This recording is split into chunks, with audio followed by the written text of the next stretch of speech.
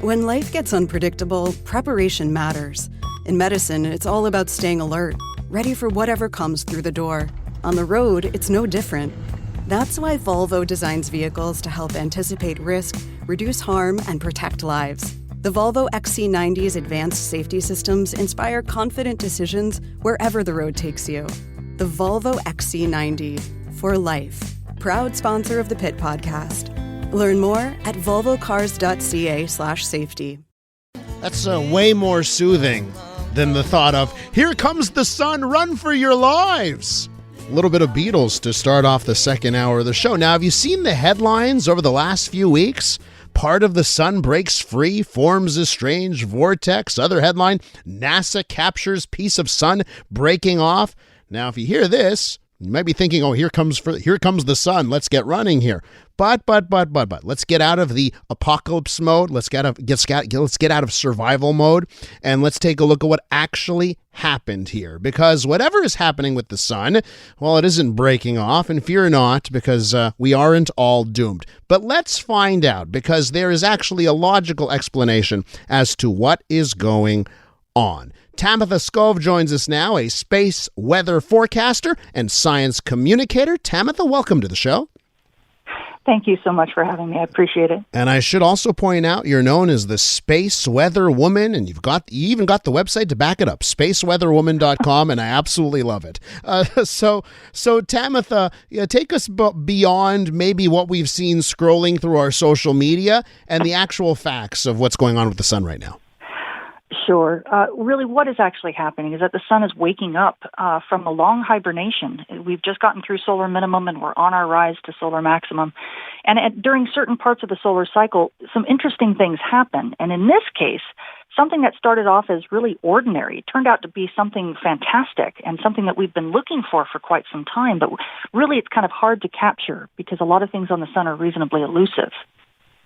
And so, when it enters this cycle, what are the effects that we'll see here on Earth? Well, what we had with the polar filament, this structure that rose near the North Pole, actually, it started out as a normal thing, and what it did is it ended up whipping into what we call a polar wind. And it was just that part of this structure kind of lifted off and circulated all the way around the sun, which is something that we haven't really seen very often, if at all. And it was just a chance capture that we caught it.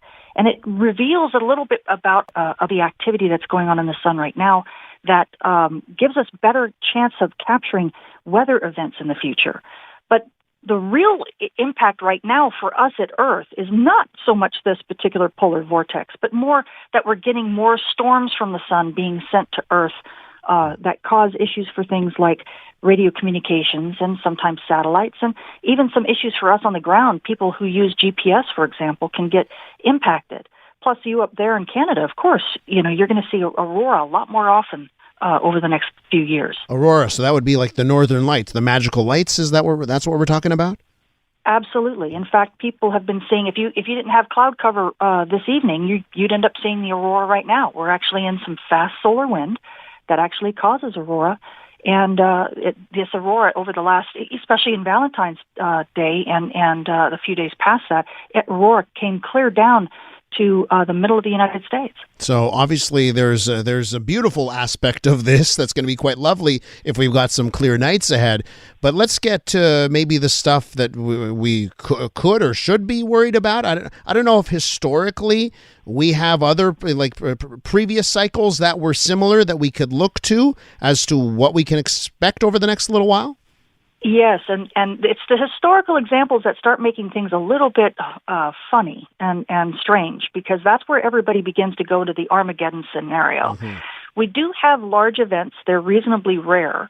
But when they do hit us, if we are not aware, like we have not been in the past, I mean, the space physics, which is space weather, is a field that has not existed all that long. And so the issue is that there have been events in the past that have caught us unaware because we weren't really realizing that these storms could be this large. And when they hit Earth, they can actually cause issues for our power grids. They can cause issues, especially for, up there where there is aurora. You can have issues with, in this case, with the emerging industries like drone flying and things like that. You can have issues where these drones really can't fly very well because they can't figure out what their positions are, because the GPS goes kind of wonky, at least the reception of it does. And you can lose things like your connection to satellites for communications and satellites for entertainment, things like that. Even some of your radio trucks that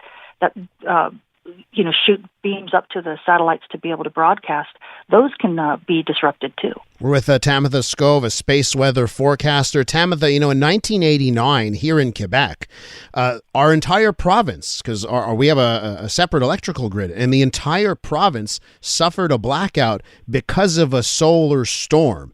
Now, is this cycle that we're going through right now, does that lead to conditions that are more favorable to solar storms that could knock out electricity?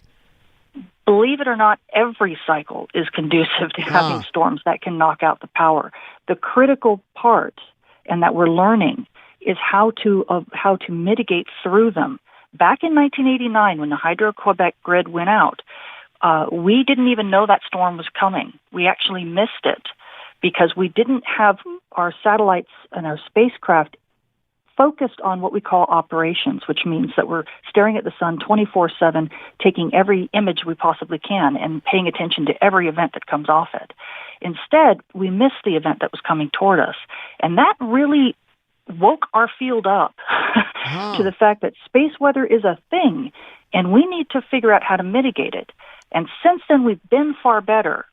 But sadly, we've not taken the public with us. And so anytime there's something interesting coming off of the sun, it's always about the sun breaking off, or the something swallowing Earth, or a micronova, or a super flare, or it kind of always gets carried away. And that's one of the biggest things I think we're fighting in our field right now, is more trying to get people to understand that just like terrestrial weather, not every rainstorm is a hurricane, and not every solar storm is a superstorm. So, and Tamitha, just to wrap up here and put everyone's mind at ease, looking back 30 plus years to the Hydro-Quebec blackout, so we have learned a lot. Like we are mitigating, as you put it before. We're learning a lot and trying to mitigate what these storms, the impact of these storms. Absolutely. And the biggest thing that we worry about now are things like the power grids, which is really what took out the Hydro-Quebec. It was a solar storm. When it hits Earth, Earth has this big magnetic shield. It's not very strong, but it's the size of Earth. And so when you have big structures like power lines that extend over hundreds of miles that are unbroken, well, then they can get affected pretty strongly. And that's really what happened. But we've gotten a lot smarter about it. And really, if we could even elicit the public's help in, for instance, not worrying about, having to worry about things like rolling blackouts and anything that takes the load off the grid during really large storms, I honestly believe the public can help mitigate some of these things and help the power grids in the future. But it all hinges on communication. And right now, the public is still very, very scared when it comes to anything happening from the sun. Well, and luckily, we've done this before with terrestrial weather. Terrestrial weather had those growing pains back in the 60s with hurricanes and things. And so we're space weather is now going through those same growing pains. Tamitha, you're an excellent communicator. I want to thank you for joining us on the program today. Oh, thank you so much. It was a delight. And that's Tamitha Skov. You can find her, by the way, on the web and on social media, Space Weather Woman. Search for that, and you'll find her online.